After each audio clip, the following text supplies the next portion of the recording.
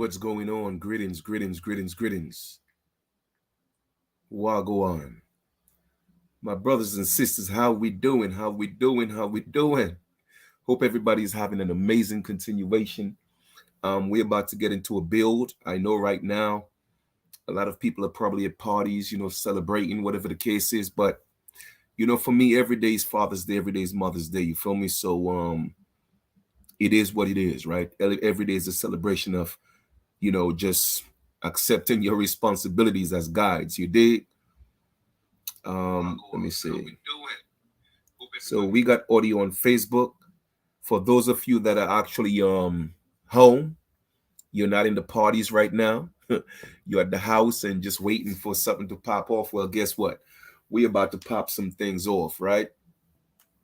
As always, the videos that I share, I'm a teacher, I'm an enlightener, I'm an educator, and I'm here to bring knowledge as usual. Greetings, greetings, brother Corey. All right. I'm here to bring knowledge as usual. And always keep that in mind that everything that I teach on here is for educational purposes.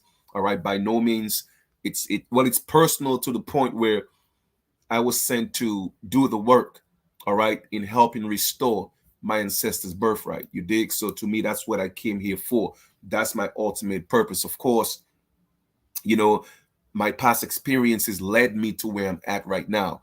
Greetings, beloved Shay. All right, so that's where I'm at. Do me a favor, please. You may want to get a pen on, a pen and a pad to take some copious notes, but rest assured that the videos that I do, I give you the information. Like I give you the links so you could do your own research. I've done the searching. Now it's time to research, right? So you could find the truth and start teaching our children the truth. Now, when you talk to your children or the people around you, you cannot just say, well, hey, you know what? We were the original American Indians. We are the American Aborigines, and we ain't got nothing to prove it. Yes, a lot of us, our grandparents, great-grandparents, left the clues, right? What you call the breadcrumbs, okay? Just like when you looked at the Red Riding Hood, right? With Red Riding Hood, the breadcrumbs were left so she could find her way home, and that's our grandparents gave us the clues. Like, hey, you got a little Indian in you. The reason why they said little Indian, that alone in itself was a clue, because the little Red Riding Hood was also symbolic. It was myth, okay, to tell our story to a certain extent, okay.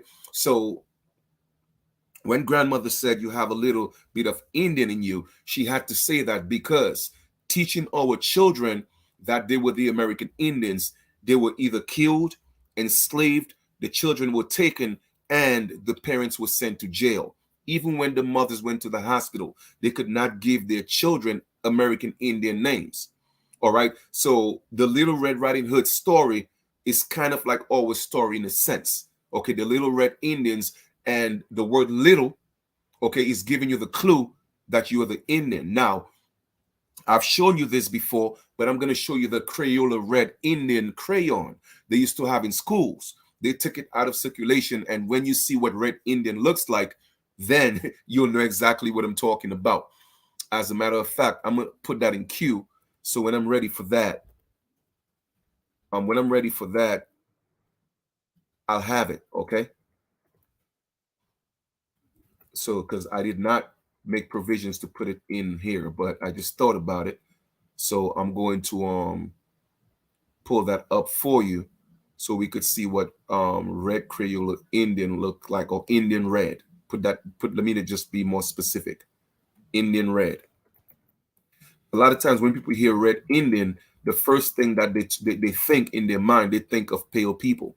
I've already shown you what ruddy means, okay? What ruddy means. So we know what that is, okay? Let me pull that up so I could have that ready. Okay, boom. And when you see what it looks like, then you'll realize, wow, the reason why they had to take that out of circulation, because now we are teaching our children that this natives is such and such. But then when we look at Indian red, we're seeing that it looks just like our children. So I'm going to show you that. So let me put that in queue. Let me just see if I can slide that over. Where am I going to put that at? Boom, boom, boom, boom, boom. I'm going to put that after there. And I'm going to teach you about a clan of Indians that were called the Black Minqua. Most of you probably never heard of them, but I'm going to give you the information of that and show you that they were here all the way in the 1600s. So it begs the question once more: how is that American Indians that were called so-called black, they own all this land in the 1600s? So I'm not taking you to the 1800s. I'm not taking you to the 1700s. I'm taking you all the way back to the 1600s to prove to you that the Indians were people of color. So with that being said, let us get into this. Man, I love what I do. Is the passion in me. So if I get a little bit excited, please, I'm not going to apologize for that. Once again, it's just the passion in me. So what I'm going to do, the first thing I'm going to do, I'm going to read a book that talks about, that gives you a brief description of George Washington. Now, you have different books that have various descriptions, and some of them say he's ruddy, and some of them, in a couple of them, it says he's black, right? So, but I already showed you what ruddy means. Therefore, there's no need to question what ruddy means. Now, come on, man. Hold on for 1 second. That. I just had that. I just had that. Give me what's going on here, man. I just had that information here. All of a sudden, it's gone. I tell you, there's always something, right? But I'm not going to allow that to stop me. Give me 1 second. The lineage, I just had that stuff right here. Okay, here we go. You know, those unrighteous forces, man, the opposing forces always try something last minute, but I ain't even gonna give that my energy. So let me share the screen and get into this. Wagwan Zazi. So George Washington, right? Boom. And like I told y'all before, George Washington's family, his great grandfather, I think, was John Ball. His mother's name was Mary. All right. So when it goes all the way back, I told you the story about his great grandfather or great great grandfather that was in England.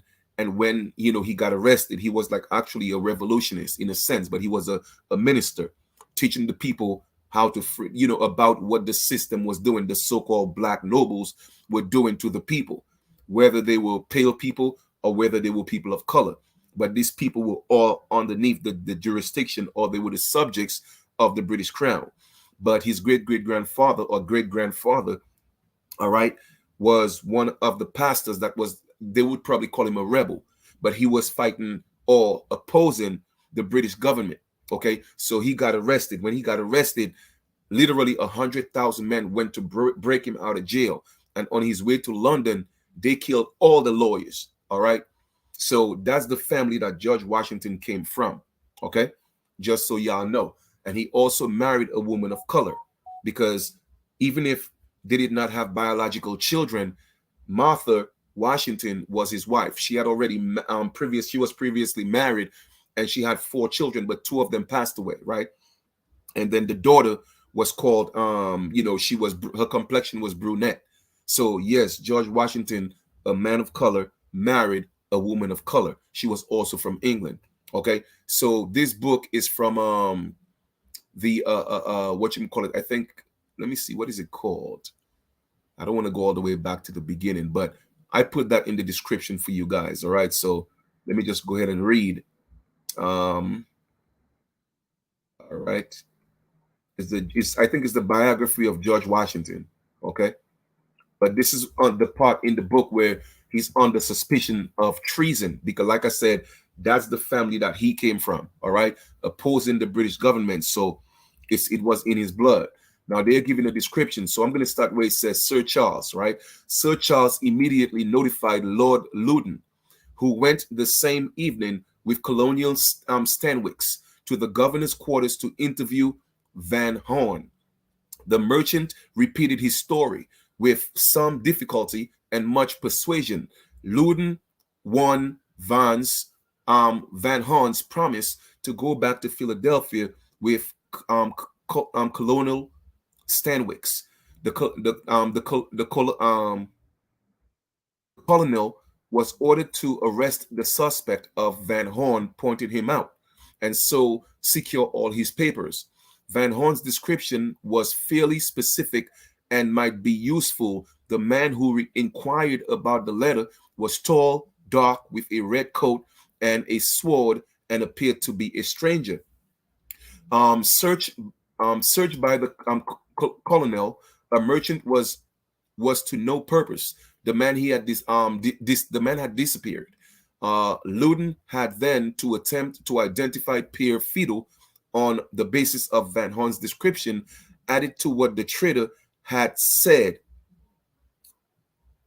casually in his letter of himself and of his military position. What tall, dark officer was there in America, 38 years of age, unmarried, who had um an aide-de-camp and was going to participate in the in the expedition against Fort Duquesne. The only officer who was known to Lord Loudon's informants as in any way answering to this description was what? Colonel Washington. So they're talking about George Washington. All right. Um, he was single. He had an aide. He was also to share the next to the Ohio as a chance Lord London had close to hand Captain David Kennedy had seen Washington in New York in March 1756. When the colonel was returning from the visit to General Shirley in Boston, Loudon consequently asked Kennedy for the description of the Virginian. Washington said the captain was a man about 6 feet of black complexion with black hair. He then wore in a bag, looks like a foreigner, a strong man. Kennedy remembered. All right. So I gave you the book. Please go ahead and read it for yourself. But I just want to give you one of the books that describe George Washington. There are the books that describe him as also ruddy. And we know what ruddy means. Ruddy means brunette. It means brown. So all I'm pointing out is that they have lied to us in regards to history. In fact, period. All right. His story told a lie. The next book we are going to get into, um what's his name? What's his name? Lincoln, Abraham Lincoln. And this is the book. I also put that in the description for you, my brothers and sisters. Okay. Let us go into the life of Abraham Lincoln. I gave you the book. So here we are. We're going to go to a couple of pages. We're going to go to page 2, page 6, page 54, page 171, page 178, and page 180. All right. So here we are. This is the life of Abraham Lincoln. Okay. The Lincolns originally came from England, settling in Hingham, Massachusetts, about the year 1638. So now we are talking about 1638, my brothers and sisters. That's why I keep giving y'all all the facts. The people who came here at that time, they came here as indentured servants, and they were not. I promise you, they were not Africans. And I have to keep making this disclaimer. I have nothing against Africans, but however, I have something against lies. The lies that were told to us to tell us that everybody who came here as so-called black people, they came from England. That's not true. Now, if they lied to you about your Bible, if they lied to you about Abraham Lincoln, if they lied to you about George Washington, what makes you think they didn't lie to you about who the American Indians are? And I've given you enough documents to prove to you that we are the original people. Okay, so let's read this again. The Lincolns originally came from England, settling in Hingham, Massachusetts, about the year 1638. Thence to Pennsylvania went Mordecai Lincoln, the great-great-grandfather of the president. So the great-great-grandfather of the presidents was Mordecai Lincoln. All right. Abraham Lincoln, he was part Huguenot. He was also part Jewish. Okay. So I'm showing you the people who came here. All right. So let us proceed. We are going to go to, just want to give you a background of where his family came from. London, England. Okay, because once you have all the pieces, you're able to put it together and see why the American Revolutionary War started. Okay, just to give you a quick synopsis of that, right? The people who ruled Europe were people of color. Now, their subjects were people of different ethnic backgrounds. Okay, not just people of color. They had pale people, they had different mixed people. All right, but when they started bringing people here, the first enslavement in the Americas, like I said before, were American Indians. Then Queen Isabella and the likes, they found a soft spot. Even a couple of bishops, they put some documents together saying we could no longer enslave the Indians because we have to view them as people of God or men, right?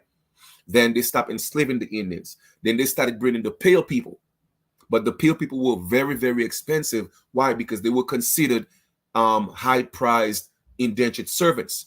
They did not want to put them in the field because they were dying from the heat. So they would be best be servants in the house. Okay. So because they couldn't do the field work, they decided that they were going to start bringing people of color from Europe and Asia. So they started bringing East Indians to Guyana. They started bringing East Indians to Trinidad. So there's those people, those East Indians, even in Jamaica, different parts of the Caribbean. This those people were mixing with the indigenous copper colored people, and those mixed people they started calling them Dogla. That's what we call them, Dogla. But they want to give you the perception that Dogla is actually an East Indian mix with an African slave, but that's not true. A Dogla is an East Indian that is mixed with an indigenous copper-colored American, but they falsified their identity as African. So I'm just showing you, how the trick was played on us. Even in the Seneca village in New York, the original people that owned that territory were copper-colored races. As a matter of fact, Old Dirty Bastard, that's one of his family was part of that tribe as well. Okay, but if you go look at the chief now, you'll see that the chief looked East Indian. They were bringing East Indians there in as well. So when the East Indian mixed with different tribes, that's how you was able to start seeing the Native Americans that look with the dark skin, but they have the goat long hair. Okay, in the 1800s, and gradually it changed to the pale people you see right now, which is more pure European in terms of pale Europeans. All right, so I'm giving you the story so you can start putting the pieces of the puzzle together so you see how all this came together. Let's go to page 6 right now. Page 6. And we're talking about in the 1600s now when his family came. And we're talking about Abraham Lincoln here. All right, page 6. In his cabin, February 12, 1806, was born Abraham Lincoln, who was to be the 16th president of the United States. All right. Miss Lincoln was described by her son Abraham as of medium stature. What's her complexion, my brothers and sisters? Dark, with soft and rather mirthful eyes. She was a woman of great force, character, and passionately fond of reading. Like they tell you, if you want to hide anything from a Negro, put it in a book, because Negroes don't read. And I'm not saying all so-called Negroes, right? I'm saying so-called because we are not Negroes. But that's what they put the truth in the book, and they give you entertainment. All right. And therefore our people got used to being entertained, and that's how they got their education, through entertainment. But the education they got through entertainment was misleading. Okay, it was misleading and it was false. So therefore a lot of our people were not reading books. You feel me? And that's why I tell people that's information I'm giving you is a culmination of books and other information. Over 20 years my ancestors been preparing me for this. I have so many books, it's not even funny. All right, but I have them on drives, and personally I have about a little over 200 tangible books. Okay, so I'm saying all that to say is we have to study. We cannot just allow the school system, all right, to teach our children the false information. So let us read the description of Abraham Lincoln's mother once more. When was the last time you heard, they're going to say, well, a pale woman was dark skinned? And I'm going to give you proof that Abraham Lincoln described himself in his own words. Okay, this is his autobiography. Miss Lincoln was described by her son Abraham as of medium stature, dark, with soft and rather mirthful eyes. She was a woman of great force of character and passionately fond of reading. So she read. Okay, let us go to page 54. Let us scroll all the way down to 54. Page 54. Let's see where we're at right now. What page is this? This is 24, all the way down to 54. Let me see where we at right now. 4. Woo, went all the way. I'm like at 100. 54, 54, 54, 54. All right, so, okay, the pages are not matching. That's the problem. All right, so let me see 54. Give me 1 second while I find page 54, okay? I'm at 42, so we almost there. 54. And I'm going to point something out to y'all here. Give me 1 second. 53, 54. And we're talking about that's in New Orleans, right? The adventurers had a swift and prosperous voyage down the river to New Orleans. Okay, so let us read that here. What happened in 1831? Okay, now it says, I can say it, knowing him, that it was on this trip that he formed his opinion of slavery. It run its iron into him then and there in May. That was May of 1831. There is a tradition that it was during this visit to Louisiana that Lincoln met an aged negress, okay, negress who pretended to be a voodoo seers or seeress or fortune teller, and that she said to him, "You will be president, and all the Negroes will be free." All right. Now that's a woman in 1831 that said, they said she pretended to be a voodoo seeress, right? I mean, not seeress, a seeress, and she predicted that he was going to be the president and free all the Negroes. Now, I'm saying all that to say is that is the power of our people. Okay, a lot of our women were seers, and not just women, men too, but women had that ability. You feel me? They were seers and they were able to see into the future. All right, so I'm just pointing that out. As you could see, they described her as a I don't think they gave a description of her, but I'm not gonna assume anything. So let's just leave it as that. I was gonna say I assume she's from Louisiana, she's a woman of color. No, I don't want to make any assumptions. All right, but they did say she was a negress. So here we go, because I didn't want to assume anything. They say when you assume things, you make an asshole out of yourself. So I don't like to assume. So they did say she was a negress. Okay.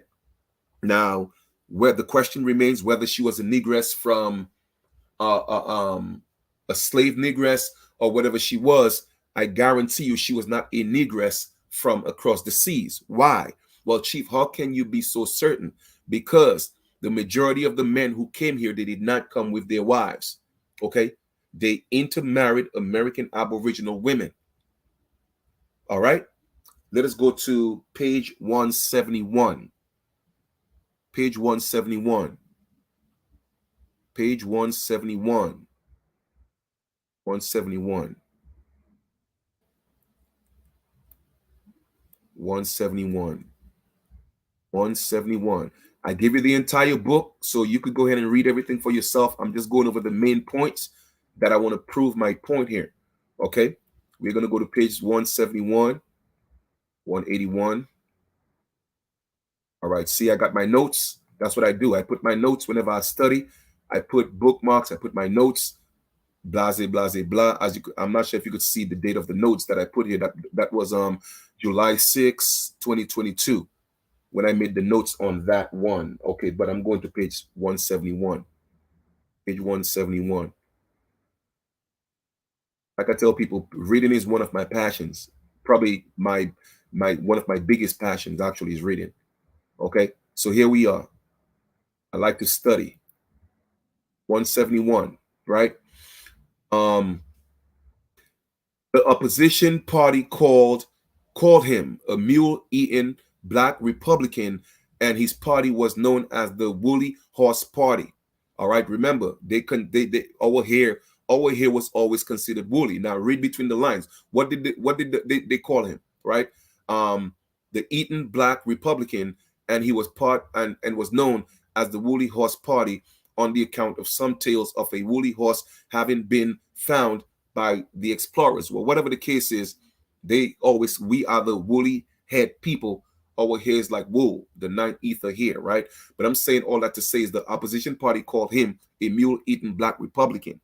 Just to point out, the reason why I'm saying that, to point out that the original Republicans were people of color, and they were from across the seas. Okay, they were from across the seas. You dig? The Democrats were actually the was slightly part people of color, but the majority of them were actually pale skinned people. All right. So the Democrat Party was actually pale skinned, and the Republicans were people of color, but they were from across the seas. All right. They were still foreigners. They were still colonizers. Okay. Let us go to page 178. Page 178.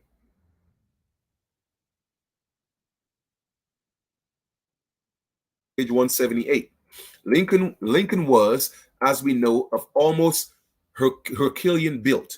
His head was massive, poised on a very long neck, with stiff and obstinate hair that usually stood up in irregular waves. His face was dark and seamed, his eyes deep set beneath overhanging and shaggy brows, beardless, and with a far away look on the often side features at times that struck even the most casual observer as profoundly pathetic. Now, we have to point out a couple of misconceptions. All right, give me 1 second. That about Abraham Lincoln, because when you see Abraham Lincoln, the pale man, you will see a man with a beard. Okay, that's the false version. The real Abraham Lincoln did not have a beard. So, my brothers and sisters, you see how his story have been playing with us. Okay, let us read that again. In the life of Abraham Lincoln. Okay, let's read this again. Lincoln was, as we know, of almost Herculean. So that means he had a big presence. Okay, he was a big guy. All right, his head was massive. He had a big ass head, poised on a very long neck. Okay, so imagine a big head on a long neck, right? With stiff and obstinate hair.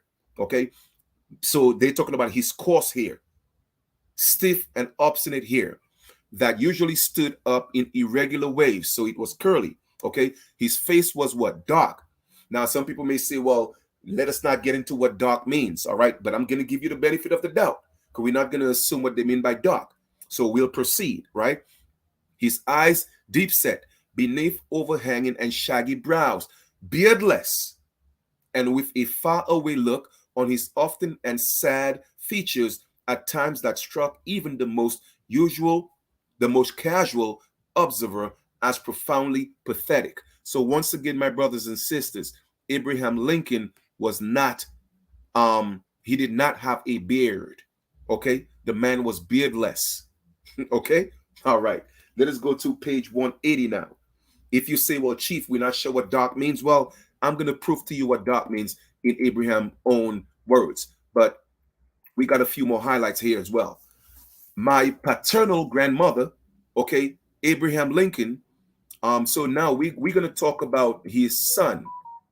Here we are talking about his son, all right? It says, I was born February 12th, 1809 in Hardin County, Connecticut. My parents were both born in Virginia of undistinguished families, second families perhaps I should say. My mother, who died in my 10th year, was of a family of the name of Hanks. So he's on his mother's was Hanks, some of whom now reside in Adams and others in Macon counties, Illinois. My paternal grandfather, Abraham Lincoln, we're talking about, that's Abraham Lincoln's grandson talking now, right? Emigrated from Rockingham County, Virginia to Kentucky in 1781, pardon me, or two. where a year or two later he was killed by the Indians. Okay, not in battle but by stealth when he was laboring to open a farm in the forest. His ancestors, who were the Quakers. Now I'm saying that to show you that his paternal grandfather, right, was killed by the Indians.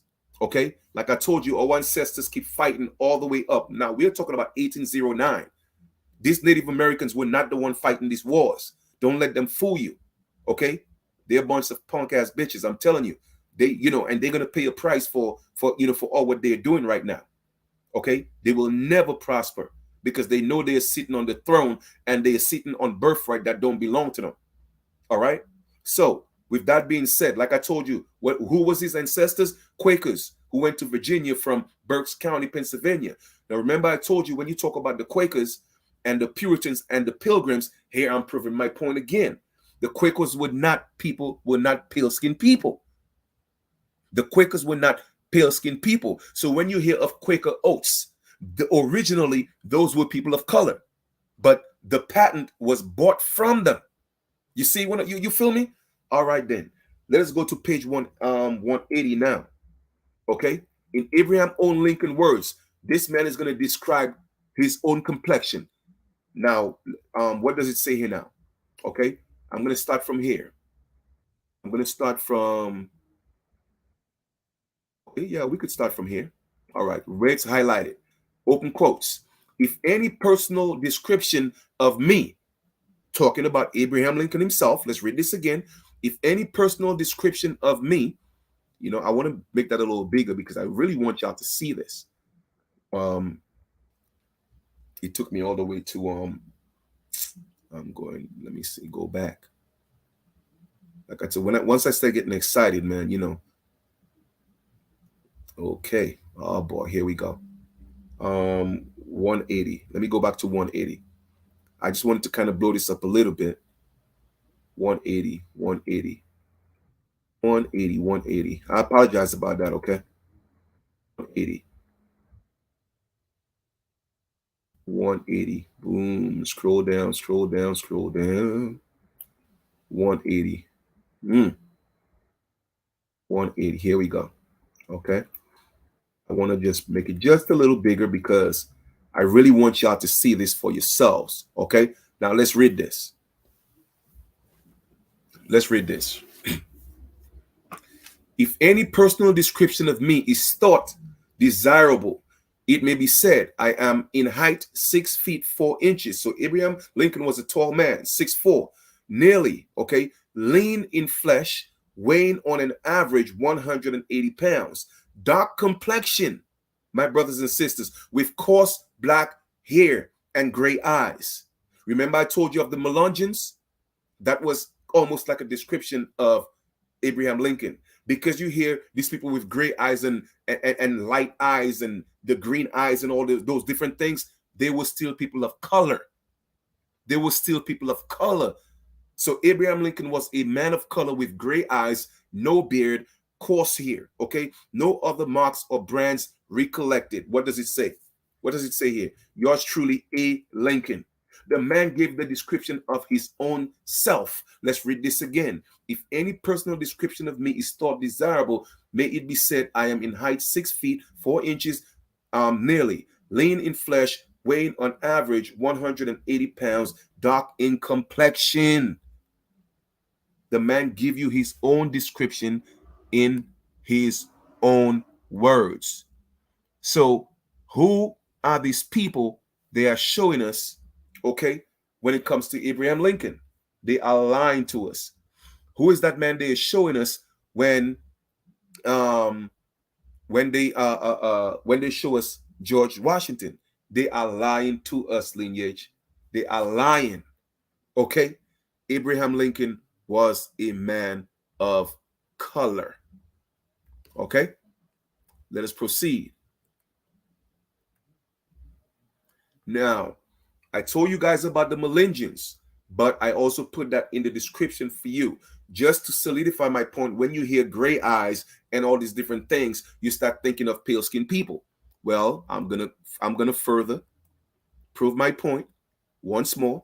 and we're going to read from this book. It's titled When Scotland Was Jewish. So I'm still validating and proving my point with factual documentation that it were the Sephardic Jews, okay, aka the Hebrews, aka the Israelites, aka the Jacobites or the Jacobins that came here in 1492 with their Moors brothers, because they were the biggest enemies fighting each other. That story is told in the Bible. But when they came into the Americas, America is code word for the new Canaan.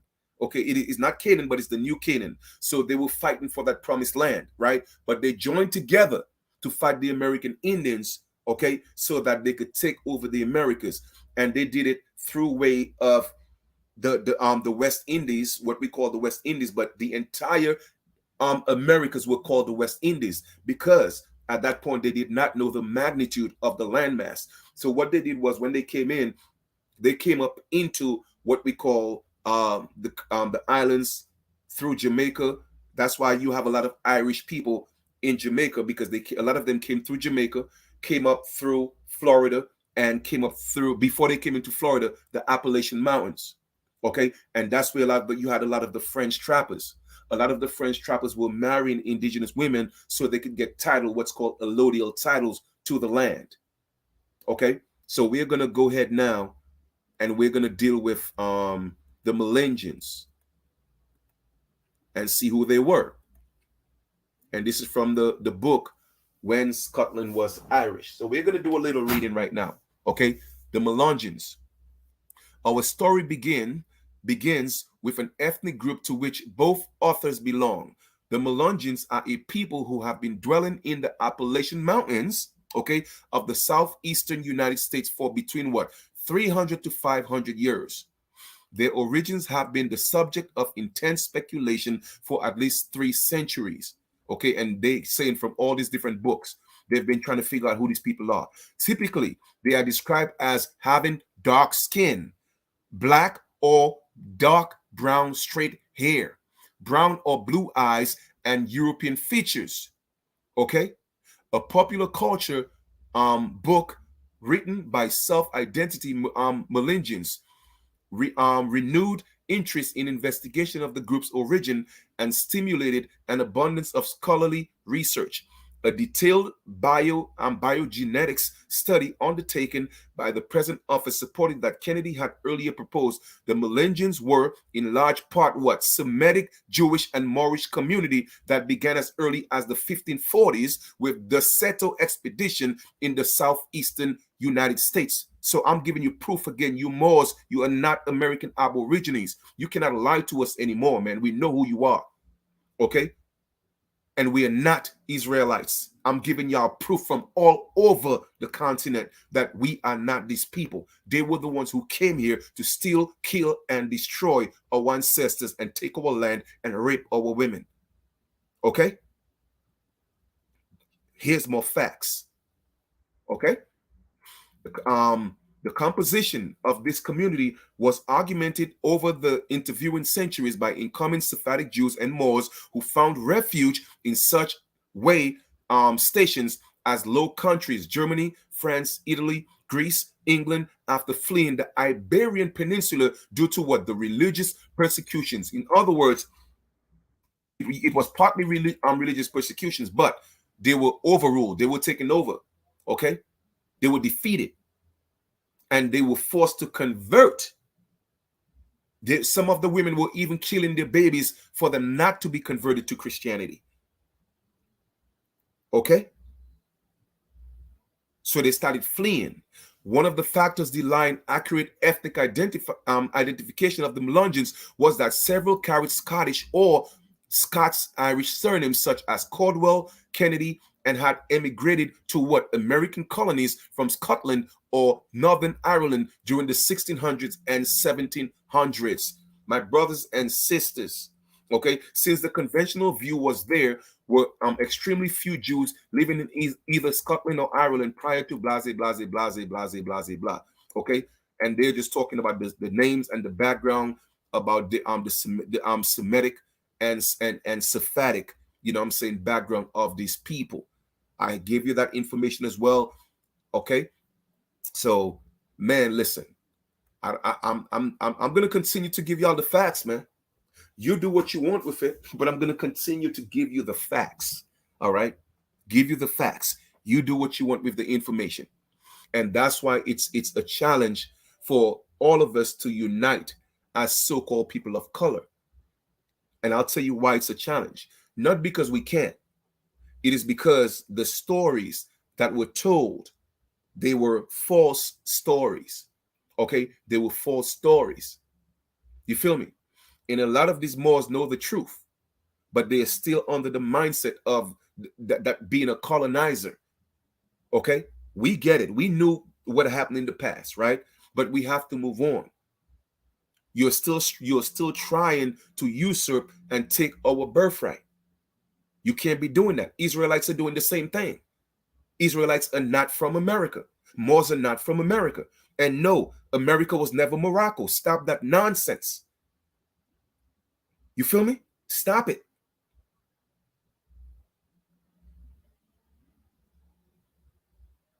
But the only way people of color across the globe are going to unite is when we learn the truth and accept every ethnic group as who they are.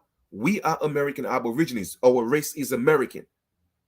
And the reason why another for spiritual purposes, well, I would say soulful purposes, the reason why we will not come together is because our ancestors will not allow these people to continue to steal our birthright. So they have to come right first. They have to get righteous first in their hearts and tell the truth and ask for forgiveness. And that's then and only then we will be able to unite. But from a what I call a soulful, what people may call a spiritual perspective, it's not going to happen. It's not going to happen. Okay? It is not going to happen. Okay, you feel me? It is not going to happen because it's already written in the cosmos. It's the only way that we will come together is when they acknowledge us and identify and give us back our birthright. That's the only time America will be great again. Until the natural children of the land, okay, where the ancestors sprung from the land, unless they are given back their birthright, until that happens to us, there's always going to be chaos. So the hearts of men have to be right first in order to create the new race to prepare us for the age of Capricorn. And the truth is of the matter, it's not even about skin tone right now. It's about the new race, which is actually a mindset, okay? Creating the perfect man. That's where we are at right now. But people are still, like, I've always been ahead of my time. So I know what's happening. I know what's going to happen. And I know how it has to happen. And that's why I'm dropping all these jewels. So when you look back at my videos or your children look at it 10, 15, 20, 50 years from now, they're going to be like, whoa, Chief told us that 50 years ago. And now it's happening. Because they told me all of this. All right. So now you know I gave you a description of the Melungeons and who they are. So a mixture of Sephardic Jews and Moors. All right. Let's see what else we got. If we Google Melungeons, what do we get? On Google, this is what we get. Just kind of verifying what we just read. Melungeons are descendants of people of mixed ethnic ancestry who, before the end of the 18th century, were discovered living in limited areas of what is now southeastern United States, notably the Appalachian Mountains, near the point where Tennessee, Virginia, and North Carolina coverage is, right? So when you hear stuff like about Yamasee Moors and all that, no. That is not an original indigenous tribe. No, those were Moors that came in and mixed in with indigenous people and gave the tribe that name. All right. When you hear terms such as Cherokee, that is not the original name. Those were the people that came in. When you hear stuff like Anion-Wea means the children of Yah. Those are the Sephardic Jews that they're talking about that came and mixed in with the American Aborigines and changed the name of the tribes and called it Anion-Wea. And later, Anion-Wea The pale version was Cherokee. That was their children. So all along, they came, they took, and they gave it to their children. Man, I don't know if a lot of y'all ready for this truth, man. But I'm going to give it to you, though. I'm going to give it to you. What else do we have? Okay. I'm going to go into now the Indian chiefs of Pennsylvania. The Indian chiefs of Pennsylvania. I also put that link. I think I put that link in the description for y'all. A picture of the Delaware in the day of the Matterhorn and the Naman. Okay. Let us go ahead and share this. I know this truth could be a little bit bothersome, right? And I don't know what to tell you. I don't know what to tell you. I see a lot of American Aborigines call themselves Moors. I don't think they really know what it means. Now, I'm not saying that you may not be a Moor. I don't know where your family background or where you came from. All right. But I'm here to tell you, if you're an American Aboriginal, you're not a Moor. Period. Okay. Because Moors are not originally from America. Israelites are not originally from America. Hebrews are not originally from America. Okay. Jews are not originally from America. So all this stuff y'all talking about, the lost tribes, that's a bunch of BS. That ain't got nothing to do with us. Nothing whatsoever. Your Bible is not our story. Yes, they put a little bit of things in there, which is literally, I'm just going to keep it real. The first chapter in Genesis is what really pertains to the Americas in whole or part. Okay? Where the race of people that was on earth, where everything was the Garden of Eden and everything was all good. Everything was all good. That was the first Garden of Eden. Well, the entire earth was a Garden of Eden anyway, but I'm talking about when the first set of people manifested here from the mental realm. They were manifested here in the Americas. And that was the good seed. And it wasn't until millions of years later, the evil seed, and they came into Asia. That's why you have the Black Asiatics. You'll hear more say, well, the original black man came from Asia, the Black Asiatic. They are correct in one sense, but what they always do is not give you the full story. They were considered the Black Asiatics, but the Americas were always the copper-colored people.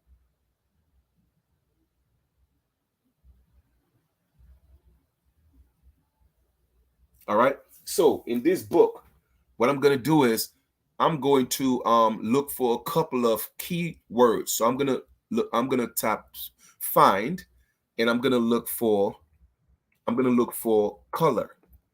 Okay, color. And see how many times that word is going to come up. So we have color, right? So this is what we're going to do now. They're giving a description of the picture of the Delaware in the day of the Matterhorn and Naaman. All right, let us read. And we are talking about in the 1600s, my brothers and sisters, the 1600s. Let's read. Reading is fun for the mental.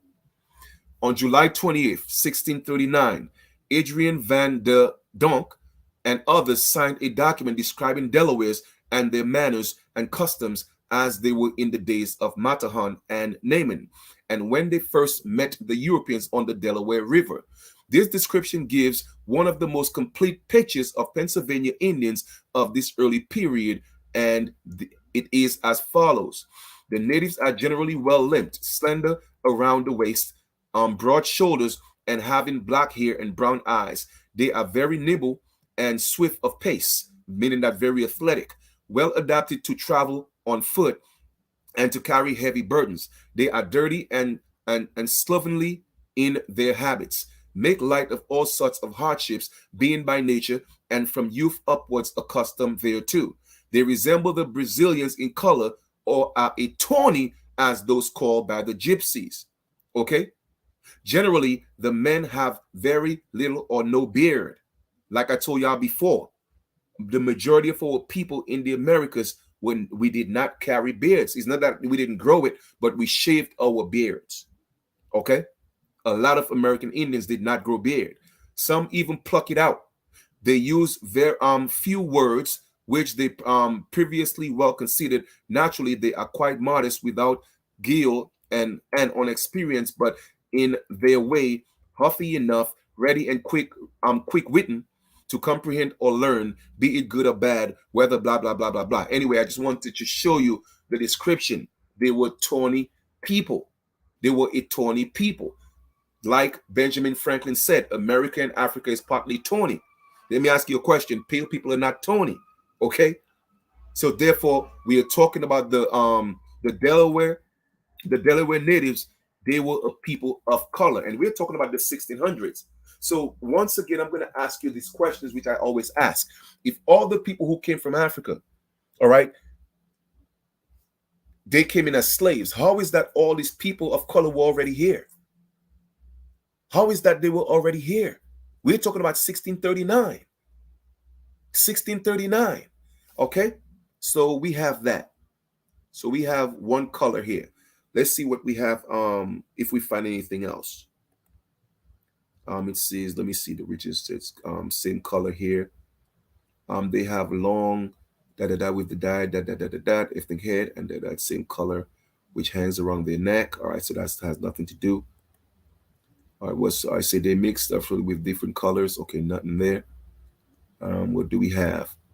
Now, one of the Shawnees made a remark that the white people were all of one color, and in the case and that of the Shawnees as the warriors, if McCain, the expedition, and the others, and blah blah blah blah blah.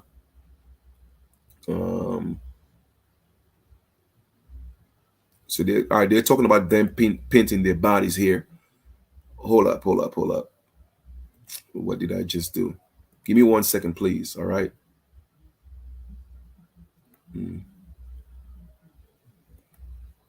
So we see that this the description is tawny, right? When we're talking about the Virginia, not Virginia, the Delaware Indians that was there. Okay. All right. Give me 1 second. Let me see if I find anything else on the color. All right.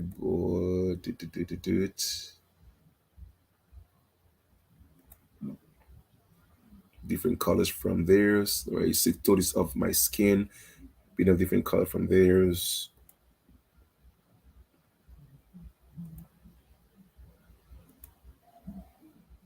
All right, so I think that's pretty much it for colors. All right, so what I'm going to do now, I'm going to put in black and see what comes up. Now, let me give you a little, like I've given you guys a tip before. When you're reading books, right, and you're studying, like if you have a PDF, on the very top right, I'm not sure if it's on every computer, but on the very top right, you'll see where it says update. They have 3 little dots. If you tap on that, it will give you a little search bar. Type in a word that you want to highlight in the document, and you could go straight to that. All right. So just so you know, it's a little technique. Like if I don't want to read an entire book and I'm looking for something specific, then it's going to take me straight to that. All right. All right. So I'm going to put in black and see what comes up on the black. See if anything comes up. Okay. We have 47 words that deals with black. All right. So here we are. Black. Boom. We have black. Okay.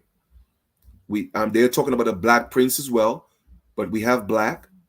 Okay, Blackfoot. It says Ojibwa, Blackfoot, Illinois, Shawnee, Lenape. They're talking about different tribes that were actually around the Mississippi, all the way down to the Rocky Mountains. Okay, South Carolina, all those different places, right? Down all the way down to Canada. Okay, let us go. Black. Let me see. They seem to have allied with the Black Minqua, right? Now we're talking about the Black Minqua. Why people may say, oh, well, they call themselves the Black Minqua because they used to paint themselves black. Well, no, I'm going to prove to you those people were people of color. Okay, they seem to have allied with the Black Minqua, with later, according to Daze Black. And my brothers and sisters, we're talking about in the early 1600s when the Jesuits came here. Okay, that's who they saw. Let us continue to see what else we find on the black. The black, and they have the Black Minqua's River. Okay. What else do we have? The Black Minquas were so called because they carried a black badge on their breast. Now that's what they want you to think, right? They were so called. Guess what? Here's the trick, right? This says that the Black Minquas were so called because they carried a black badge on their breast. And when you deal with the Black Prince, they're talking about, well, He was the Black Prince because he had tattoos on his chest. But I'm going to prove them wrong. Like I said, they always try to trick us with these words and the way they explain things. All right, it is all a trick because we're going to prove that. Okay, let us rock and see what else we have. It speaks here of the blank. Okay, still blank Minquas. Okay, natives generally shoulder by the waist, broad shoulders, all having black hair and brown eyes, and they are very nimble and swift pace, all adapted to travel on foot, whatever the case is. We read that already. 47. This is a morning. The ornaments. I'm just looking for anything with black, so bear with me here, okay? Bear with me here. Now it says seeing black belt. Okay, that has nothing to do with description. Okay, so here it talks about the Black Prince, right? But then if you look up why he was called the Black Prince, okay, they'll tell you, well, it's because he had tattoos on his chest a lot of time, but that's not true, because I'm going to prove to you the Maquas, because the Black Prince was also a Black Maqua, and I'm going to prove to you who the Black Maquas were. Okay. So I think, he was called the Black Prince of the Onondagas. Now, I'm not sure if you know what the Onondagas are. The Onondagas was one of the main tribes that was part of the Iroquois Confederacy. So here again, I'm still proving to you that these people were people of color. All right. So now that we got to that point, you heard about the Black Minquas, you heard about the Black Prince, and you know that they were part of the Onondaga. So with that being said, what are we going to do right now? We are going to go and look at Pennsylvania Grand Review. That's what we're going to do right now. So let me stop sharing this. And let us go into this. Let me go ahead and share this for y'all. I'm just proving my point, man. I'm just proving my point. Okay, here we go. But then they always have it on the honoring African American patriots, right? They always want to call us Africans, but Pennsylvania Grand Review. Let us read. Okay, let us read. Black Minqua, the life and times of Henry Green. Let us read, my brothers and sisters. What does it say? The Black Minqua is a chronicle of Negro Indian settlers in the Welsh Mountain region of southern Pennsylvania. They moved along the Great Minqua Path from Delaware into the interior of Lancaster County, Pennsylvania. So they were actually from Delaware, as we read earlier. That was the Black Minqua. They were Negro Indians. The Green family owned property in Chester County from late 1600s onward. And after generations, their land was what? Lost and transferred to white settlers. Henry Green, a descendant of the Green man, okay, distinguished himself by his participation in the Christian resistance and in the Civil War, the book Anita, third, blah, blah, blah, right? So once again, I'm proving to you who the Black Minquas were. They were part of the Onondaga tribe. They were from Delaware, but they moved from Delaware to Pennsylvania, okay? So they settled in Pennsylvania. I keep telling y'all, man, these people are playing games with us. My question to you once again, if slaves came from Africa, whenever they said that happened, okay? And so-called slaves did not come into the United States until the 1700s. So we're talking about the 1600s right there. Where did these so-called black people come from? Where did these mysterious American Indians come from owning land in Pennsylvania and Delaware? Where did they come from? Where did they come from? You see, we have to start asking them those questions so that we have to put the burden of proof on them. Prove that we come from Africa. Prove it. Because I'm giving you all the documents and facts. Because you see, when we step up, our proof and our claim will be irrefutable. So I'm spending enough time giving you information. I'm certainly sure there are others doing it as well. I'm just playing my part. Let's read this again. The Black Minqua is a chronicle of Negro Indians, settlers in Welsh Mountain region of South Pennsylvania. So they are settlers there, meaning that is not the original territory. They moved, however, the Great Minqua Path from Delaware into the interior of Lancaster Lancaster, Pennsylvania. Okay, so I just want to kind of tie this together from the book, and that's a whole different source that's giving you that information. As you could see, it is all coherent. All right, what else do we have? Let us go look at, for those of you who think the Red Indians are pale-skinned people, like these natives that you see that's out here claiming to be us because of the United States corporation, then these natives are a result of a corporation. Okay, the Cherokee Nation is a corporation. You feel me? And these people became American Indians only on paper, not American Indians, Native Americans.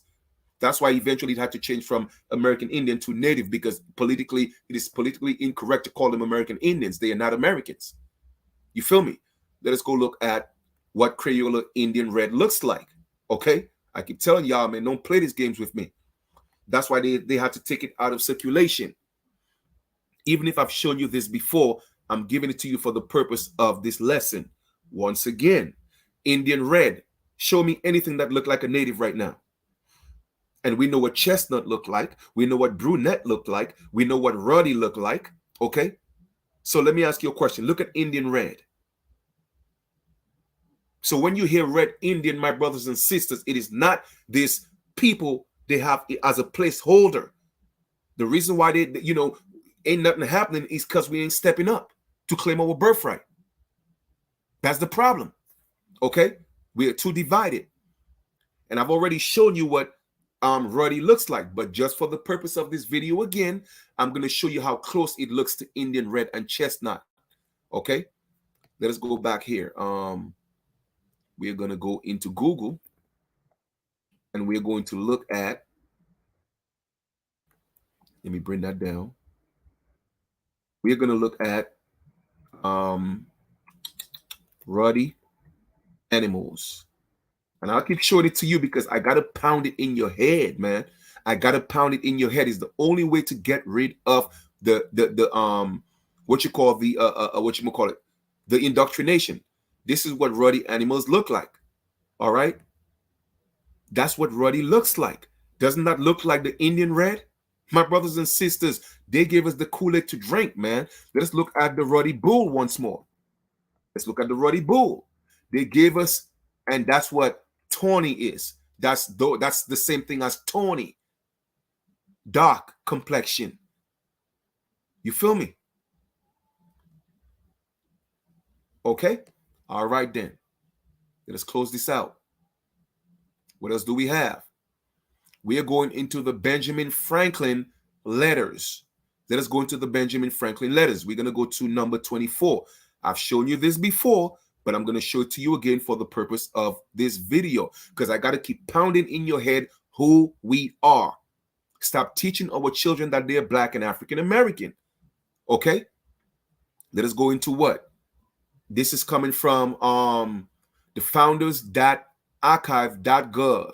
So that's coming straight from there, from the, founders, whatever, founders.gov or .archive, right? We're going to go, it says, observations of concerning the increase of mankind, 1751. But I took you back early into the 1600s to show you who the Indians were, okay? The Black Minquas were. They were part of the Onondagas. The Onondagas were part of the Iroquois Confederacy, right? So we're going to 1751, what Benjamin Franklin said. Let's go all the way down to 24. And I've shown you this before, all right? But for the purpose of this lesson, we're going to tie this in again. Let us go ahead and highlight this. What does it say here? 24. Is it 24? I think it's 24. America. Okay, yep, it's 24. All right, here we go. I'm going to highlight that for y'all, right? What does it say? Which leads me to, and this is Benjamin Franklin speaking, right? Which leads me to add one remark, that the number of purely white people in the world is proportionately very small. So he's admitting that they, of course, we know they are not white, but we're talking about in terms of complexion, they are pale, right? So I'm going to put that in its proper context and read it again. Which leads me to add the remark that the number of pale pure pale people in the world is approximately very small. All Africa is black or tawny. I just showed you what tawny looks like. I just showed you what ruddy looks like. I just showed you what Indian red look like. Okay? Asia chiefly tawny. Asia is chiefly tawny. So it's saying Asia is the same thing. America exclusively of the newcomers, woolly so. So therefore, the newcomers are the pale people and the so-called black Europeans. Apart from them, outside of them, America was already tawny. All right. And in Europe, the Spaniards, Italians, French, Russians, and Swedes are generally of what we call swarthy complexion. Are the Germans as well. The Saxons only accepted, who with English make the principal body of pale people on the face of the earth, not just in Europe, on the face of the earth. Okay, so the pale people on the earth is just a drop in the bucket, just a drop in the bucket. So they had specific instructions when they came into the Americas. If they were having children, if they were having 2 or 3 children in Europe, when they came into the Americas, they would have to have 8. If they were having children at 17, then they would have to have children at 12. That was what Benjamin Franklin was saying, because they had to increase their numbers. Now, for those of you who might be confused what he meant by saying woolly so, let us go look at what woolly so means. Okay? What does woolly so mean?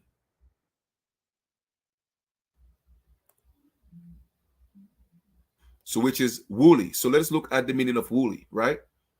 What does woolly means? We already know what so means. So let's look at woolly, right? What's going on here? Give me 1 second. All right. Woolly means solely. Solely. Okay. So if Africa and is black and is black and tawny, and America is woolly so, that means that America is also solely. Now, solely is a very key important word. Let us look at what solely means. You see, people don't read with understanding. Let's click on solely and see what it means. What is the meaning of solely, my brothers and sisters? It says what? To the exclusion of all else, without another. It says singly. So therefore, it make no mistake, the Americans were of a people of color. That's what they're saying. Okay? No mistake. The people were a tawny people. All right, then. Man, I keep telling y'all, man, the information is out here, but you just got to know where to find it.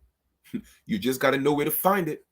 So when these natives, whenever we start posting who we are, and these natives start talking about, oh, y'all black, y'all from Africa, and guess what? They were trained. And that's why they were put in boarding schools to be trained and prepped. Okay, they were put in boarding schools to be trained and prepped to say exactly what they're saying, to pose for pictures, to be in movies. Okay?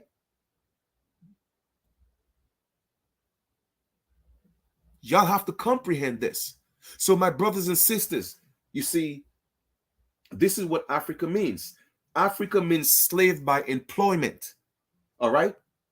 And black by color. That's what Africa means. People don't get this. The only part of the continent that was called Africa was Tunisia. So when they enslaved the Tunisians, they called them Africans because that's what it was, a term of employment, worker. An African was a worker. You know what, Chief? Go ahead and prove what you're talking about, because people just think you're talking sometimes. Let us go look at the etymology of Africa. Africa etymology. Okay? We're going to read that.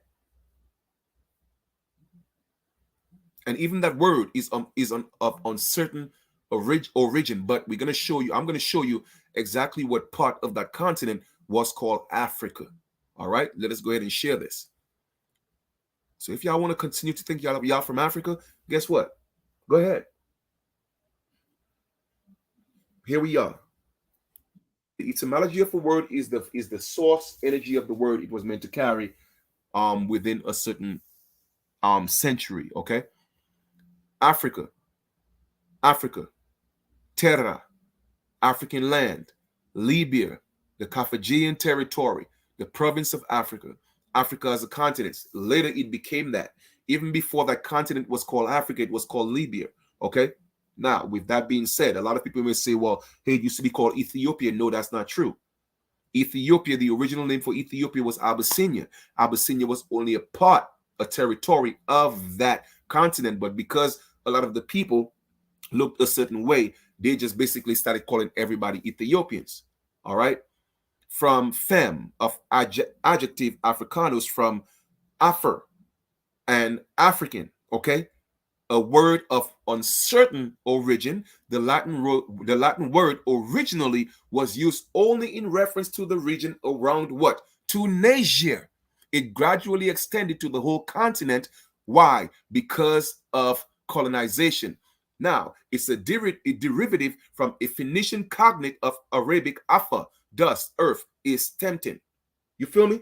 So once again, I'm showing you that the only part of that continent that was called Africa was Tunisia because of enslavement. Okay, so the people that were enslaved and they were working there, they were called African. That was their job title. African is a job title of an employment. Okay, it's like calling somebody no disrespect, okay, a McDonald worker. Okay, McDonald would be Tunisia, and the worker would be called a McDonald worker. You feel me? Or somebody who is an accountant and they work in a firm. All right. You go to the firm. Let's say the firm is Tunisia, but the person that's doing the accounting is called an accountant. So therefore, the people that were enslaved in Tunisia, that only part, that's when they started going into that continent and enslaving. Right?